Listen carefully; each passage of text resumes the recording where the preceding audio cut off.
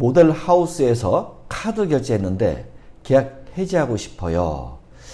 자, 이 내용은 조금 생소한 내용인데 아주 중요한 내용이에요. 카드 결제 가지고 있었던 일을 제가 자세하게 설명을 한번 해 드리도록 하겠습니다. 자, 카드 결제로 계약했습니다. 자, 오늘 의뢰인은 나이가 비교적 어린 20대 직장인입니다. 의뢰인은 과거에 부동산 열기가 뜨거웠었던 당시에 남들도 소액으로 부동산 투자를 하고 있다는 분위기에서 의뢰인 역시 투자를 하고 싶었다고 합니다. 그래서 의뢰인은 모델하우스를 스스로 찾아갔고 담당 분양 상담사로부터 부동산 상품에 대한 설명을 들었습니다.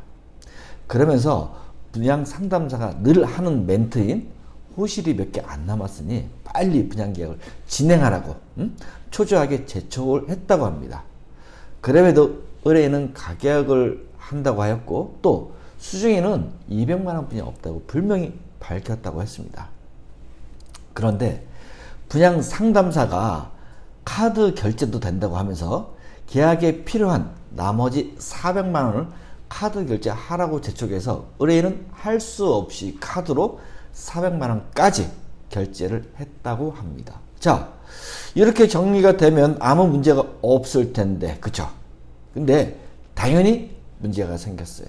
이유는 의뢰인은 뒤늦게 집에 와가지고 생각해 보니까 뭔가 찜찜해서 투자에 대한 마음이 바뀐 겁니다. 그래서 의뢰인은 분양 상담사에게 환불 요청을 했어요. 과연 환불을 해줬을까요? 가계약이라면 당연히 환불이 됐겠죠. 분양 상담사는 가계약이 아니라며 환불이 안 된다고 말했기 때문에 분쟁이 시작된 거예요.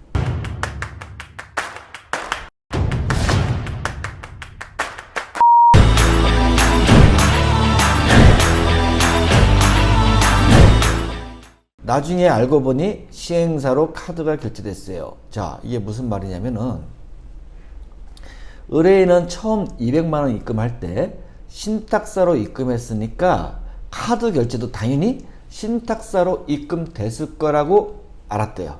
하지만 알고 보니 신탁사가 아니라 시행사로 카드 결제가 됐다는 사실을 알았고 분양 상담사에게 이게 말이 되냐고 따져서 물었다고 합니다. 참고로 많은 사람들이 모르기 때문에 제가 알려드릴게요.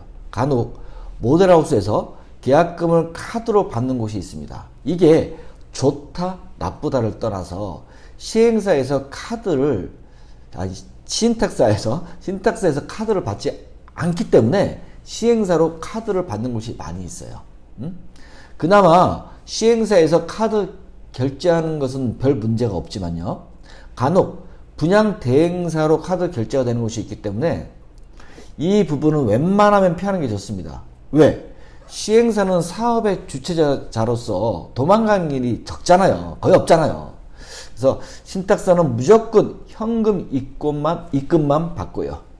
이해하셨죠? 자, 이제 질문 한번 받아보는 시간을 가져볼게요. 어떤 질문이냐? 총 계약금 1,500만 원을 내야 계약 해지된다고 합니다. 이게 맞나요? 제가 정확하게 설명해 드릴게요. 여러분이 가계약으로 입금했으면 당연히 환불 받을 수 있습니다. 가계약은요. 응? 하지만 정식 계약서를 작성하고 계약금 쪽으로 입금됐으면 환불 받을 수 없습니다. 분양 계약서는 법적으로 아무 문제 없이 성사된 것이기 때문입니다. 그리고 의뢰인 질문 중에 총 계약금 1,500만 원 입금해야 계약 해지가 가능하다고 하는데 이게 맞나요? 라고 했어요. 답을 알려드릴게요. 예, 맞습니다. 계약금 10%에 해당하는 나머지 금액을 입금해야 계약 해지를 할 수 있습니다. 당연히 10%는 전부 떼이는 거죠. 그러니까 계약서에 아무 생각 없이 내 인적사항을 작성해서 계약서를 발행하면 한 방에 훅 가는 겁니다. 결정하면 그냥 그걸 끝나는 거예요. 예? 그러니까 신중하게 잘 생각하시라는 거예요. 그러니까 분양계약은 정상적으로 이루어진 거잖아요. 그렇죠? 다른 질문 한번 볼까요, 우리가? 두 번째 질문입니다. 분양 직원이 제대로 고지하지도 않고 지 멋대로 시행사 측으로 카드 결제가 되게끔 저를 속인 거나 다름없는데 계약 해지 사유가 되나요? 이거는 질문 자체가 아주 답답한 질문입니다. 왜 그럴까요? 여러분, 분양 상담사가 고지를 하고 안 하고는 하나도 중요하지 않습니다. 예? 분양 상담사는 시행사가 아니라 여러분에게 분양 물건을 파는 영업사원일 뿐입니다. 그렇기 때문에 물건을 파는 분양 상담사 입장에서는 장점을 부각시키고 단점을 축소시켜야 되는 겁니다. 왜? 이게 영업이잖아요. 영업할 때 누가 단점이나 안 좋은 약점을 누가 얘기해 줍니까? 그건 소비자인 투자자가 알아서 잘 판단해야 되는 것으로 법원 판결에도 이미 그렇게 많이 나와 있어요. 예? 그리고 의뢰인 질문 중에 분양 상담사가 카드 결제를 자기 마음대로 시행사 측으로 자기한테 고지 안 하고 결제한 것이기 때문에 의뢰인은 속인 거나 다름없어 계약 해지 사유가 아니라고 했잖아요. 그죠? 이 질문에 대해 자세히 설명해 드릴게요. 이거 중요한 거예요. 시행사가 카드 결제를 받아가지고 그 돈 가지고 날랐습니까? 시행사가 됐든 신탁사가 됐든 또 현금이든 카드 결제든 간에 그 돈이 분양 계약금으로 귀속된 거면 아무 문제가 없는 겁니다. 그 돈을 들고 날랐으면 당연히 문제가 되는 형사사건이겠죠.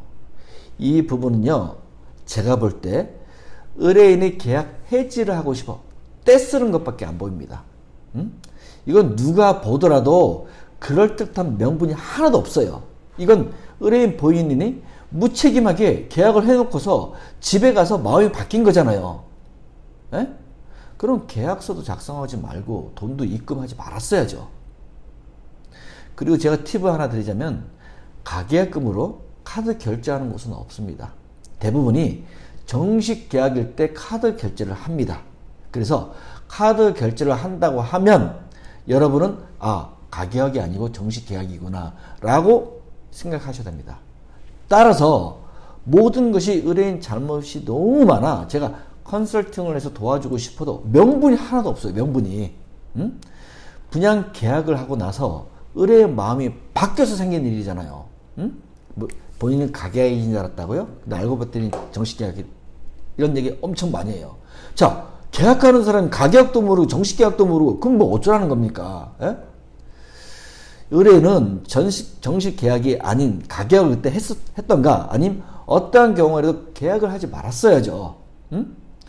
의뢰인한테 그럴듯한 명분이 조금이라도 있어야지 제가 양념을 좀 쳐가지고 의뢰인을 도와줄 수 있는데 모델하우스도 본인 스스로 가서 계약한 거 아닙니까? 그죠?